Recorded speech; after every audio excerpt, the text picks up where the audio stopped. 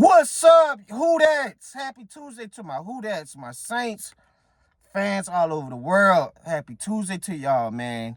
Great news, man. Cam Jordan signed his contract early last week. I'm so excited to have Cam back. He signed a 1-year deal to finish this thing out the right way. 1 more year, and he's out of here, man. He's retiring after this year. We saw the kids at the podium, his children. They're New Orleans kids, man. They're born and raised in New Orleans, man. They emphasize on how much they want to stay home. They didn't want to go anywhere else. Shout out to the kids, man. Shout out to his family. We get Cam back for another year, and we're talking about a guy with 132 sacks, 17 forced fumbles, 10.5 sacks, 10.5 sacks last year at age 36. I mean, this guy has Hall of Fame numbers. Obviously, he's going to be in the Saints Hall of Fame. Cam has been the heart and soul ever since he's came here in 2011, along with Mark Ingram in that first round.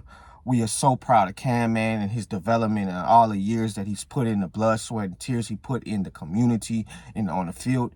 And this year, it's so important this year, guys, because we need 1 more year of mentorship. We need 1 more year of leadership. DeMario walked out the door. He went with Aaron Glenn to go help his defense in New York. We could not afford to lose 2 great players like DeMario and Cam the same year.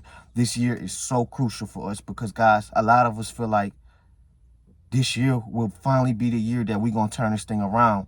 We got a head coach that believe in this team, and we as a fan base believe in this head coach, and more importantly, we believe in his quarterback. This year is so crucial, and even for the defense, guys, we bring in Tyree Wilson from the Raiders. Has Tyree Wilson looked like a bust up until this point? Yeah. But he can look at Chase Young's situation, even though Chase Young wasn't necessarily a bust on the field with Washington, the health, the injuries, sometimes the lack of motor. You see when this past year, the year that Chase Young put up, having 10 sacks and didn't even play a full season. So you bring in Tyree Wilson to get under the arms of Cam Jordan and Chase Young and just look at them for mentorship. That's why Cam is so important. And not just for the defense, the team as a whole. We needed this, man. We needed Cam to come back 1 more year. He get a 1-year deal. He get incentives in his contract. So we are very, very grateful, man. It's so good, man. We had 20 sacks combined with him and Chase together, and Cam didn't even play every snap like that. He played on a low snap count. So I'm so excited. Shout out to Cam, man. And one more thing I want to talk about, obviously my favorite player on this team, Chris Olave, is going through contract talks with Mickey. They're not going to franchise tag him. I saw some people talking about the franchise tag. Mickey don't really do no franchise tag. I think the last guy that got franchised was Marcus Williams for us. And I want Chris to get his money. I want him to stay a New Orleans Saints. A lot of the fan base want Chris to stay a New Orleans Saint. And there's certain spots of the fan base where these guys are overcritical. I've been seeing guys that, he's injury prone, talking about he's injury prone. I wouldn't pay him. Trade him for another first round. We could get another receiver. All of this ignorant ass shit. It's ignorant. You pay him so you could get stability in this position. It's just too much, all of this other extra crap that people talking about. Oh, he only, look at his yards per catch. It wasn't that high. He's running slants all day. Guys, we didn't have nobody else to work the short intermediate game. Shaheed, before he got traded, was a deep threat. Vele was trying to get acclimated in the offense. We didn't have that.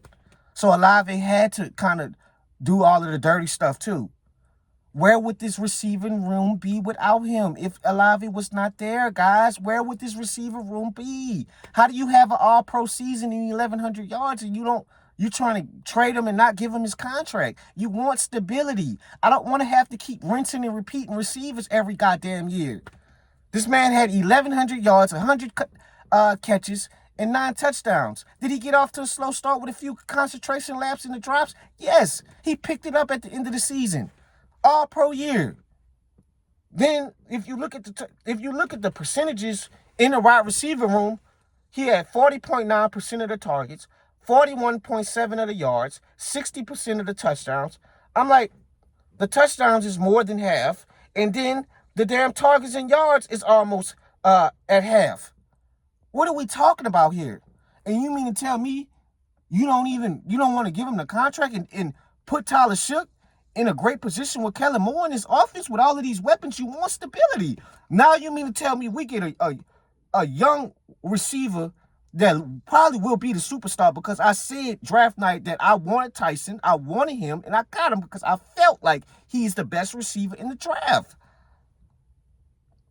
Now you pair him up, you pair Olave with Tyson, then Vele goes to the 3, and then everybody else, guys, whether it's Jalen Polk, Trey Palmer, they didn't even play last year. They were dealing with injuries. But with all that speed, then you bring in the two other rookies, Barry and Brown, and the Lance brother.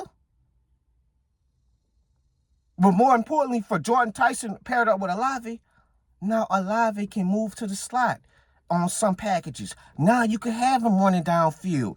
Now he can do every route in the route tree.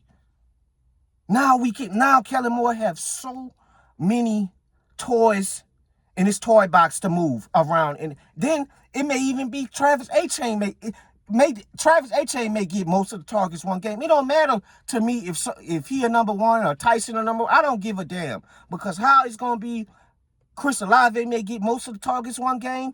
Juwan Johnson may get all the targets. Jordan Tyson may get all the targets 2 games.